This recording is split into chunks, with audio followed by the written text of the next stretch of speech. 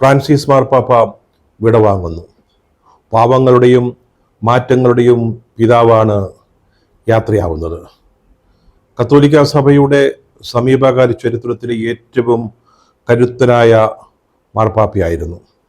ഈ ലോകത്തിലെ ഓട്ടം തികച്ച് വിശ്വാസം കാത്ത് നീതിയുടെ കിരീടം ചൂടാനായി പ്രത്യാശയുടെ സ്വർഗീയ തീരത്തേക്ക് മാർപ്പാപ്പ വിടവാങ്ങുമ്പോൾ 130 കോടിയോളം വരുന്ന കത്തോലിക്ക സഭാ വിശ്വാസികൾ ആ സ്മരണയ്ക്ക് മുന്നിൽ നഷ്ടബോധത്തോടെ നിൽക്കുകയാണ്.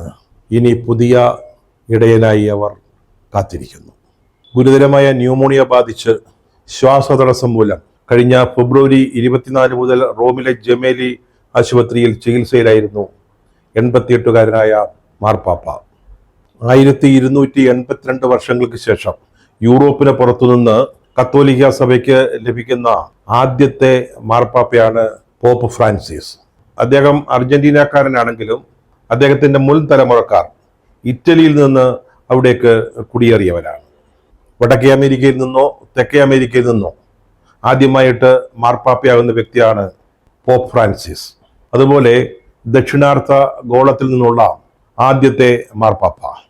കത്തോലിക്ക സഭയിലെ ഏറ്റവും പ്രബലമായ സന്യാസി വിഭാഗമായ ഈശോ സഭയിൽ നിന്ന് ആദ്യമായിട്ട് മാർപ്പാപ്പയുടെ സിംഹാസനത്തിലെത്തിയ വ്യക്തി പോപ്പ് ഫ്രാൻസിസ് ആണ്.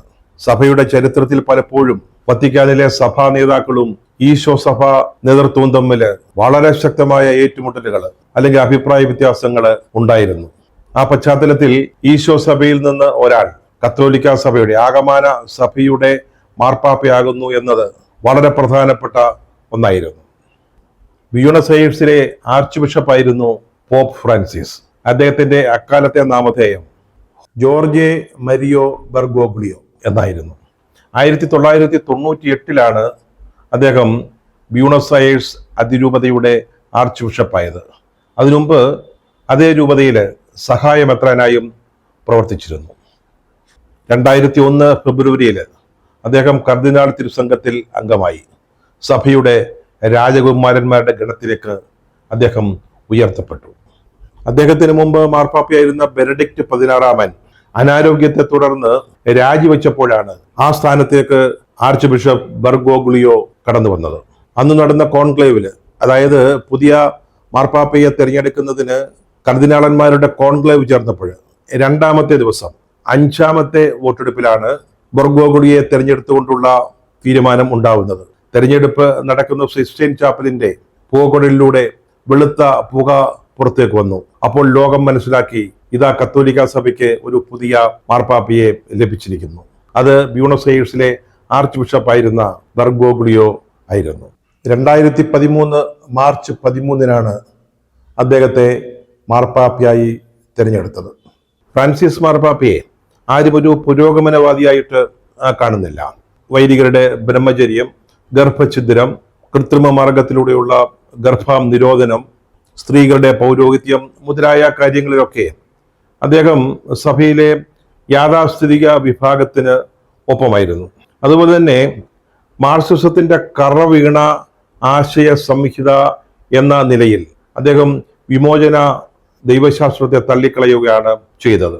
1976 മുതൽ 83 വരെ അർജന്റീന ഭരിച്ചിരുന്ന പട്ടാള ഭരണകൂടം അവരോട് അന്ന് അവിടെ ആർച്ച് ബിഷപ്പായിരുന്ന ബെർഗോഗ്ലിയോ അനുഭാവപൂർവമായ നിലപാടാണ് എടുത്തിരുന്നത് എന്ന് അന്ന് ആരോപണമുണ്ടായിരുന്നു.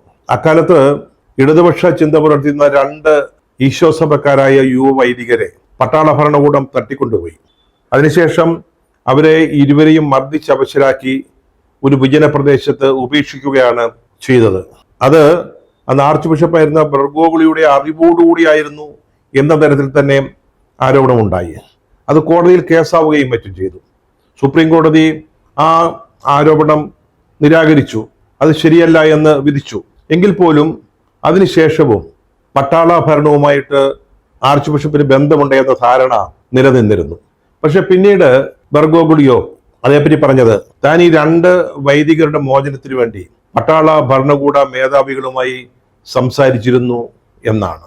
2001 അർജന്റീനയിൽ നടന്ന കലാപം, അതിനുശേഷം അധികാരത്തിൽ വന്ന 2003 മുതൽ 2007 വരെ അർജന്റീനയുടെ പ്രസിഡന്റായിരുന്ന നെസ്റ്റർ കിർഷ്ണർ, അദ്ദേഹത്തെ തുടർന്ന് അവിടെ പ്രസിഡന്റ് സ്ഥാനത്തേക്ക് വന്ന കിർഷ്ണരുടെ ഭാര്യ ക്രിസ്റ്റിൻ ഫെർണാണ്ടോ ഡി കിർഷ്ണർ, ഇവരുമായിട്ടൊക്കെ രാഷ്ട്രീയമായി അദ്ദേഹം അകൽച്ചയിലായിരുന്നു.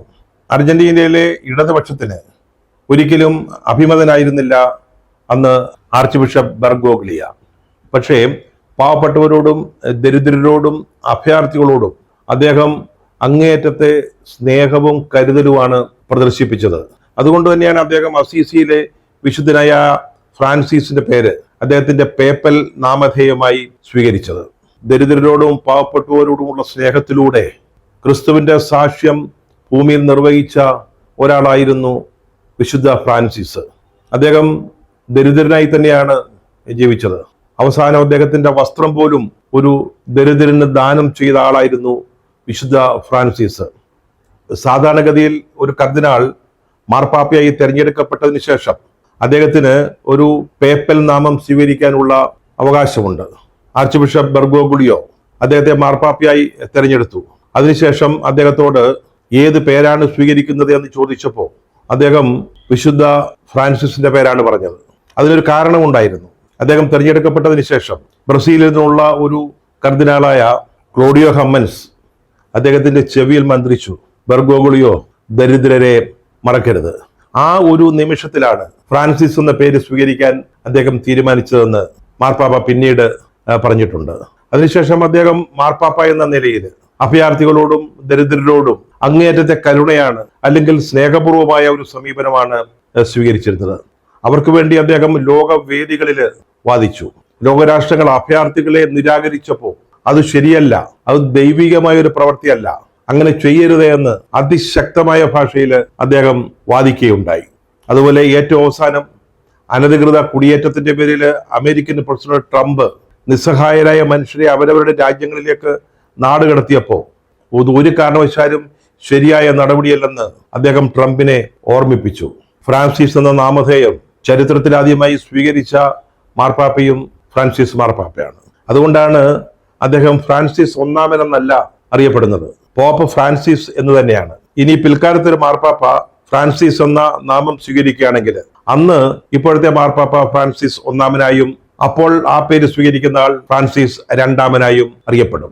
2005 ബെനഡിക്റ്റ് 16 മാർപ്പാപ്പ സഭയുടെ തലവനായി തിരഞ്ഞെടുക്കപ്പെട്ടപ്പോൾ നമ്മുടെ ആർച്ച് ബിഷപ്പ് ബെർഗോഗ്ലിയോയും ഒരു പ്രധാന സ്ഥാനാർത്ഥിയായിരുന്നു. കാര്യമായ വോട്ട് നേടിയ ആളായിരുന്നു. അതേപ്പറ്റി അദ്ദേഹം പിന്നീട് പറഞ്ഞിട്ടുണ്ട്, 2005 എന്നെ മാർപ്പാപ്പയായി തെരഞ്ഞെടുത്തിരുന്നു എങ്കിൽ ഞാൻ ജോൺ 24 എന്ന പേര് സ്വീകരിക്കുമായിരുന്നു. കാരണം ജോൺ 23 അദ്ദേഹത്തെ വലിയ തോതിൽ പ്രചോദിപ്പിച്ച ഒരു മാർപ്പാപ്പയായിരുന്നു. പക്ഷെ അദ്ദേഹത്തിന് ഫ്രാൻസിസ് എന്ന പേര് സ്വീകരിക്കാനായിരുന്നു വിധി.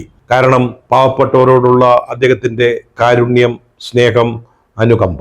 മറ്റൊരു വിശുദ്ധ ഫ്രാൻസിസ് ആവാനാണ് അദ്ദേഹം തന്റെ ജീവിതത്തിൽ ശ്രമിച്ചത്. വളരെ ലളിതമായ ഒരു ജീവിത രീതിയായിരുന്നു ഫ്രാൻസിസ് മാർപ്പാപ്പയുടേത്. അദ്ദേഹം ബ്യൂണസ് അയേഴ്സിൽ ആർച്ച് ബിഷപ്പായിരിക്കുന്ന സമയത്ത് അദ്ദേഹത്തിന്റെ ഔദ്യോഗിക വസതി ആർഭാടങ്ങൾ നിറഞ്ഞ ബിഷപ്സ് പാലസ് ഉപയോഗിച്ചിരുന്നില്ല.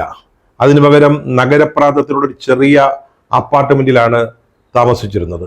പിന്നീട് അദ്ദേഹം മാർപ്പാപ്പയായപ്പോഴും മാർപ്പാപ്പമാർക്കുള്ള ആർഭാട വസതി വേണ്ടെന്ന് വെക്കുകയാണ് ചെയ്തത്. സാധാരണഗതിയിൽ മാർപ്പാപ്പമാര് അപ്പസ്തലിക് പാലസിലെ മാർപ്പാപ്പമാരുടെ അപ്പാർട്ട്മെന്റാണ് ഉപയോഗിക്കുക. ഫ്രാൻസിസ് മാർപ്പാപ്പ അത് വേണ്ടെന്ന് വെച്ചു. അതിനു പകരം സാന്താ മാർത്ത ഗസ്റ്റ് ഹൗസിലെ ഒരു സാധാരണ അപ്പാർട്ട്മെന്റ്, 2 മുറികൾ മാത്രമുള്ള ഒരു വസതിയാണ് താമസത്തിനായി തിരഞ്ഞെടുത്തത്. ഈ സാന്താ മാർത്ത ഗസ്റ്റ് ഹൗസ് എന്ന് പറയുന്നത് റോമിന് പുറത്തുള്ള കർദിനാളന്മാർ വത്തിക്കാനിലെത്തുമ്പോൾ അവർക്ക് താമസിക്കാൻ വേണ്ടി ഉള്ളതാണ്. ഇപ്പോൾ ഇനി ഒരു പുതിയ മാർപ്പാപ്പയെ തിരഞ്ഞെടുക്കേണ്ട സമയത്ത് കോൺക്ലേവിന് വരുന്ന കർദിനാളന്മാർ ഇവിടെയാണ് താമസിക്കുക. അതുപോലെ തന്നെ സാന്താ മാർത്ത ഗസ്റ്റ് ഹൗസിൽ താമസിക്കുമ്പോൾ അദ്ദേഹം മറ്റ് കർദിനാളന്മാർക്കൊപ്പമാണ് ഭക്ഷണം കഴിച്ചിരുന്നത്. അല്ലാതെ പ്രത്യേക ഡൈനിങ് റൂം അദ്ദേഹം ഉപയോഗിച്ചിരുന്നില്ല. മറ്റൊരു കാര്യം, സാധാരണ മാർപ്പാപ്പമാര് സ്വർണം കൊണ്ടുണ്ടാക്കിയ ഒരു കുരിശാണ് ധരിക്കുക. പക്ഷെ ഫ്രാൻസിസ് മാർപ്പാപ്പയാവട്ടെ അദ്ദേഹം ബ്യൂണസ് അയേഴ്സിലെ ആർച്ച് ബിഷപ്പായിരിക്കുന്ന സമയത്ത് ഉപയോഗിച്ചിരുന്ന ഒരു വെള്ളിക്കുരിശാണ് അദ്ദേഹത്തിന്റെ ഔദ്യോഗിക വസ്ത്രത്തിനൊപ്പം ധരിച്ചിരുന്നത്. സഭയിൽ ധാരാളം മാറ്റങ്ങൾ കൊണ്ടുവന്ന ഒരു പൊന്തിഫായിരുന്നു ഫ്രാൻസിസ് മാർപ്പാപ്പ. അദ്ദേഹം വധശിക്ഷയെ അതിശക്തമായിട്ട് എതിർത്തു. അതുപോലെ തന്നെ ഈ ആഗോളതാപനം അതിലെ കാലാവസ്ഥാ വ്യതിയാനം, അതൊക്കെ അദ്ദേഹത്തിൻ്റെ ഔദ്യോഗിക നയത്തിൻ്റെ ഒരു ഫോക്കസ് പോയിന്റായിട്ട് മാറ്റിയെടുത്തു. അമേരിക്കയും ക്യൂബയും തമ്മിലുള്ള നയതന്ത്ര ബന്ധം സാധാരണ രീതിയിലാക്കാൻ പ്രവർത്തിച്ച ആളായിരുന്നു ഫ്രാൻസിസ് മാർപ്പാപ്പ. അതുപോലെ തന്നെ ചൈനീസ് ഭരണകൂടവുമായി കത്തോലിക്ക സഭയ്ക്ക് ദീർഘകാലത്തെ അഭിപ്രായ വ്യത്യാസവും ശത്രുതയുമാണ് ഉണ്ടായിരുന്നത്. റോം അല്ലെങ്കിൽ വത്തിക്കാൻ നിയമിക്കുന്ന ബിഷപ്പുമാരെ ചൈന സ്വീകരിച്ചിരുന്നില്ല. പക്ഷേ അവരുമായി സംസാരിക്കാനും അക്കാര്യത്തിലൊരു ശാശ്വത പരിഹാരമായില്ലെങ്കിലും ചില സമവായങ്ങളിലെത്തുന്നതിനും ഫ്രാൻസിസ് മാർപ്പാപ്പയ്ക്ക് സാധിച്ചിരുന്നു. സ്വവർഗാനുരാഗികളും ട്രാൻസ്ജെൻഡേഴ്സും അടങ്ങുന്ന ലൈംഗിക ന്യൂനപക്ഷങ്ങളുടെ കാര്യത്തിൽ അദ്ദേഹം വളരെ അനുഭാവപൂർവമായൊരു നിലപാടാണ് സ്വീകരിച്ചത്. അദ്ദേഹം ഒരിക്കൽ ചോദിച്ചത്, ഒരു സ്വവർഗാനുരാഗിയെ ന്യായം വിധിക്കുന്നതിന് ഞാൻ ആരാണ് എന്നാണ്. അതേപോലെ തന്നെ മതങ്ങൾ തമ്മിലുള്ള ഡയലോഗിന് അല്ലെങ്കിൽ സംവാദങ്ങൾക്ക് വലിയ പ്രാധാന്യം നൽകിയ ആളായിരുന്നു മാർപ്പാപ്പ. ആഗോള രംഗത്ത് അദ്ദേഹത്തിന്റെ വിസിബിലിറ്റി, അദ്ദേഹത്തിന്റെ സാന്നിധ്യം വളരെ പ്രധാനപ്പെട്ടതായിരുന്നു. ധാരാളം രാജ്യങ്ങൾ അദ്ദേഹം സന്ദർശിച്ചു. അവിടെയൊക്കെയുള്ള ആളുകളുടെ പ്രശ്നങ്ങളുമായിട്ട് അദ്ദേഹം ബന്ധപ്പെട്ടു. അദ്ദേഹം ഇന്ത്യ സന്ദർശിക്കാൻ തീരുമാനിച്ചിരുന്നതാ. ഇന്ത്യ അദ്ദേഹത്തെ ക്ഷണിച്ചിരുന്നു, ആ ക്ഷണം സ്വീകരിച്ചതുമാണ്. പക്ഷേ അത് സാധിച്ചില്ല എന്ന് മാത്രം. കത്തോലിക്ക സഭയുടെ ഭരണരംഗത്ത് സ്ത്രീകൾക്ക് ഇതുപോലെ പ്രാധാന്യം നൽകിയ അല്ലെങ്കിൽ പ്രാതിനിധ്യം നൽകിയ മറ്റൊരു മാർപ്പാപ്പയില്ല.